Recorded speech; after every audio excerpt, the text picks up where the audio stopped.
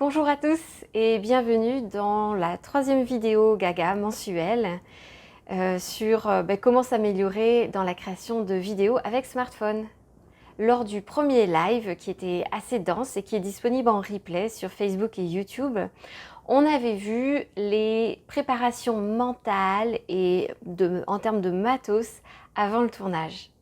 Lors du deuxième live, on avait vu comment créer des idées, comment avoir des idées vidéo, que faire avec ses propres idées. Et aujourd'hui, je voulais parler de comment être soi-même, rester soi-même en vidéo. Ce sont trois conseils que j'ai à vous donner qui m'ont changé la vie, qui ont changé la vie de mes clients. Et donc, j'ai vraiment à cœur de vous partager ça, puisque le 8 décembre, je suis en train d'écrire l'atelier pour le 8 décembre qui va être sur « Je kiffe être l'ambassadeur ou l'ambassadrice de mon business ». Et c'est un atelier sur lequel on va parler de l'image de soi, de la confiance en soi, de se jouer de ce rôle d'être l'ambassadeur. Et il m'est venu plusieurs idées que j'avais envie de partager avec vous aujourd'hui. N'hésite pas, si tu penses que le contenu est bon, à repartager, à liker, à l'envoyer à des amis à qui ça pourrait aider.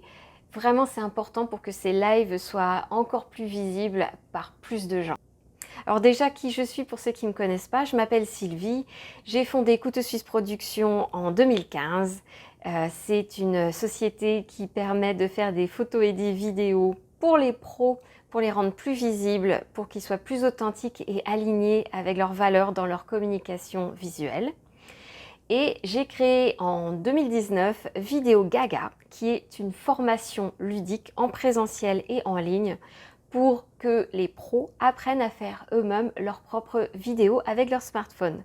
Et donc c'est dans l'optique de transmettre encore plus à mes chéris stagiaires et puis à vous aussi, ma communauté, mes petits tuyaux que je fais ces vidéos mensuelles avec des sujets. D'ailleurs, dites-moi en commentaire quel serait le sujet prochain que vous aimeriez qu'on aborde, ou bien si vous avez un cas concret, parce que plus c'est concret, plus ça me parle, un cas concret d'une envie que vous avez eue et que vous n'avez pas réussi à matérialiser. Ça m'intéresse. Alors, le sujet de comment être soi-même devant la vidéo, il est intéressant. Et d'abord, avant de vous donner les 3 conseils, d'ailleurs, restez jusqu'à la fin parce qu'en plus des conseils, j'ai une proposition assez canon aux 5 premiers d'entre vous à vous faire. Donc on verra ça à la fin. Avant de voir ces 3 conseils que j'ai à vous donner, voyons pourquoi c'est utile en fait de rester soi-même devant la vidéo. On pourrait se dire ouais je suis un peu acteur donc ça peut le faire non si, si je joue un rôle. On peut s'imaginer ça. Si c'est un rôle qui vous ressemble, c'est ok. Et d'un autre côté, on sait que la vidéo c'est puissant, c'est particulièrement efficace en ce moment. C'est le média le plus utile et plus populaire. Parce qu'il y a de l'audio et il y a du visuel, il y a du verbal et il y a du non-verbal.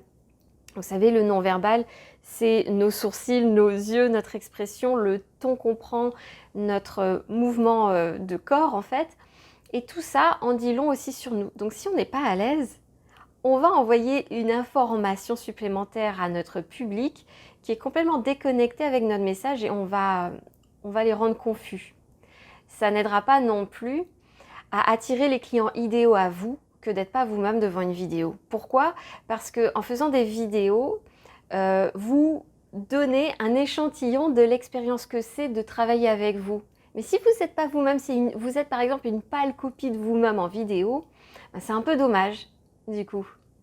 Et puis je crois que j'avais trouvé, je regarde mes listes, ma petite liste là, parce que j'avais fait des notes. Et puis, bah oui, voilà, la dernière chose, elle est plus évidente, c'est pour ça que je l'avais oublié. Le dernier point, pourquoi c'est important de rester soi-même en vidéo, c'est parce que l'exercice de faire de la vidéo comme je le fais actuellement, ça m'est pas naturel, ça m'est pas aisé.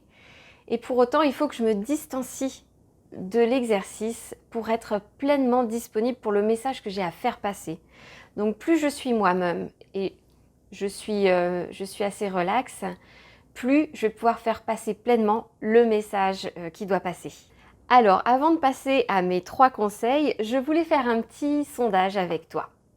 En fait, quand on pense à une situation de manière récurrente qui est très inconfortable, par exemple se filmer, comme c'est le cas de beaucoup de gens, c'est difficile d'être filmé ou être photographié aussi et supporter son image. Moi, je vois trois façons de voir la chose, trois façons de l'aborder. Soit, oui, ça t'est désagréable, oui, t'es insatisfait du résultat parce que tu as serré les dents tout du long, mais tu n'en fais rien parce que tu te dis que tu veux même pas essayer de te projeter à l'avenir, tu veux pas le savoir. Voire même peut-être que ça n'arrivera plus, qui sait.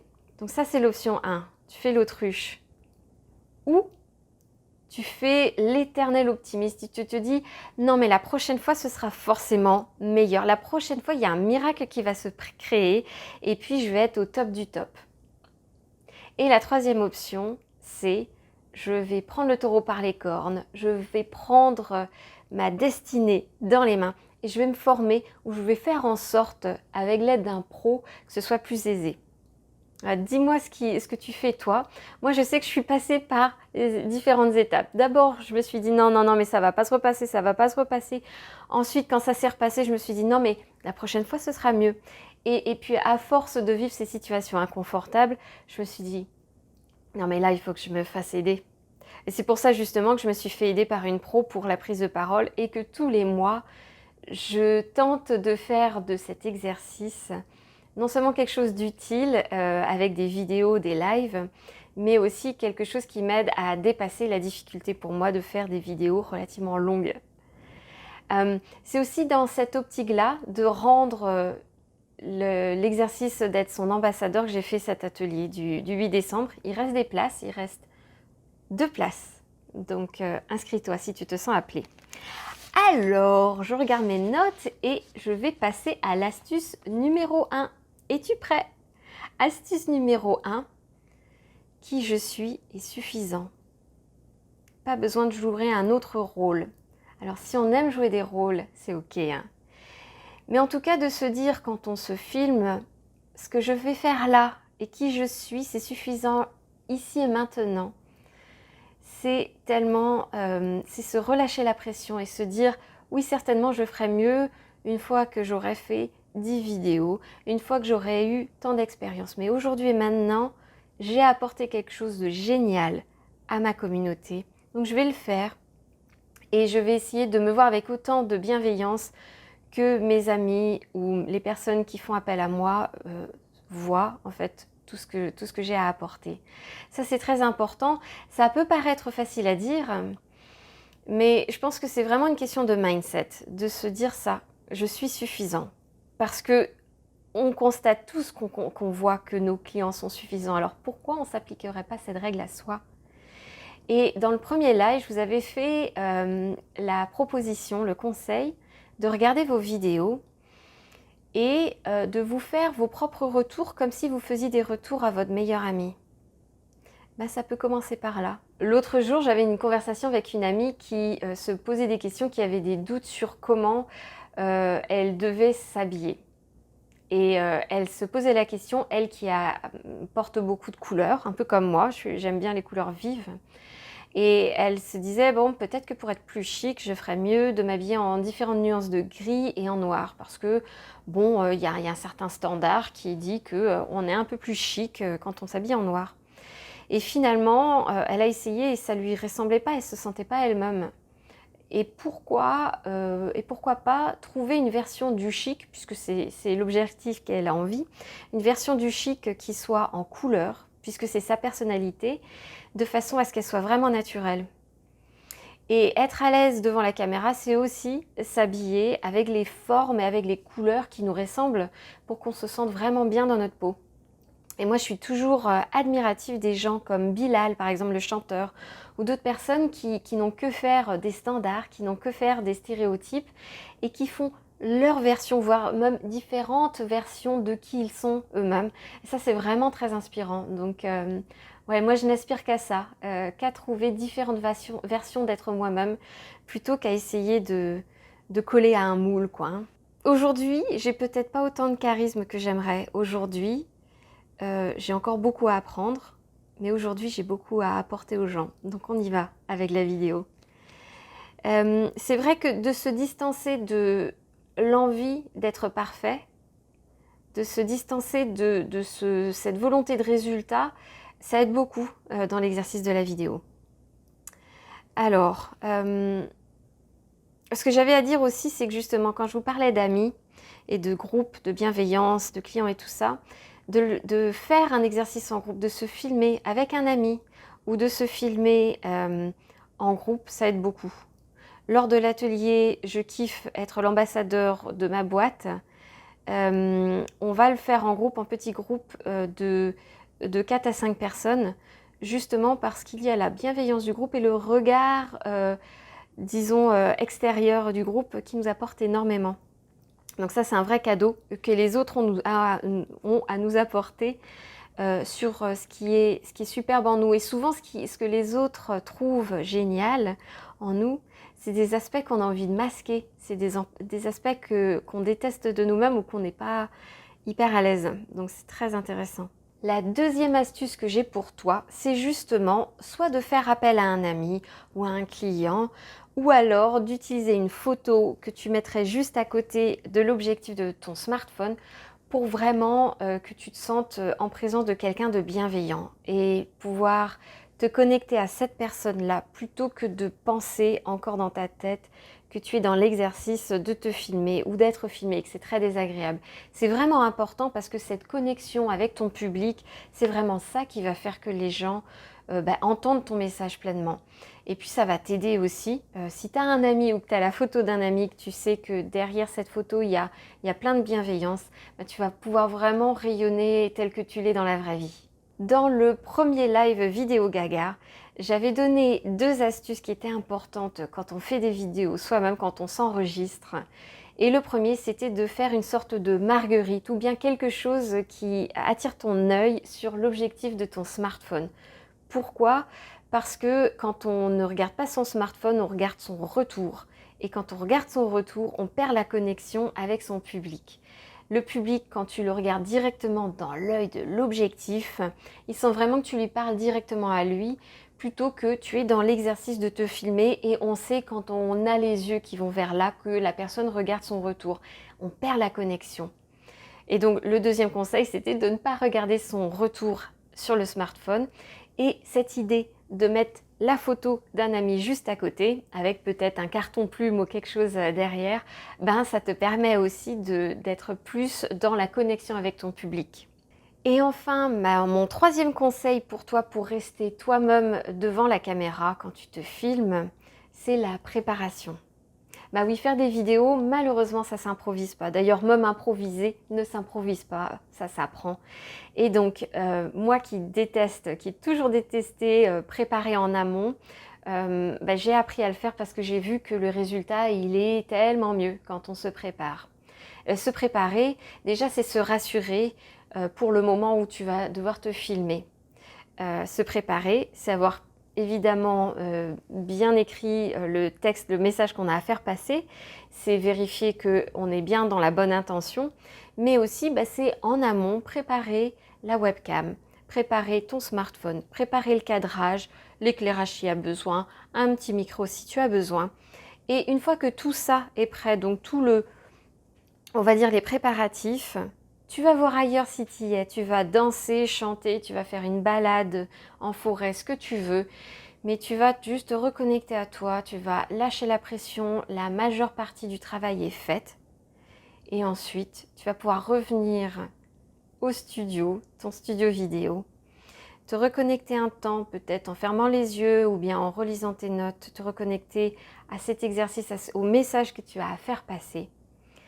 Et comme tout est prêt, tu as juste à appuyer sur Record et à être là présent pour passer le message que tu as à faire passer. Donc voilà, ce troisième conseil, c'est la préparation structurée. Dans un premier temps, on écrit ce qu'on a à dire par rapport à une intention donnée et un objectif qu'on s'est donné. Ensuite, on prépare le studio, on va dire. Un studio, c'est peut-être un grand mot, mais déjà on prépare la webcam ou bien le smartphone. On prépare l'arrière-plan, on prépare le cadrage, le son si on a un micro. On va ensuite décompresser, lâcher l'affaire. Et quand on revient, un petit temps de connexion à soi pour ensuite donner le meilleur de soi quand la petite lumière verte, la petite lumière rouge flash. Voilà, ça c'était le troisième conseil. Donc si je récapitule, le premier conseil pour être soi-même, c'est de se dire je suis suffisant. Ce que je suis, qui je suis, comment je suis aujourd'hui, c'est assez.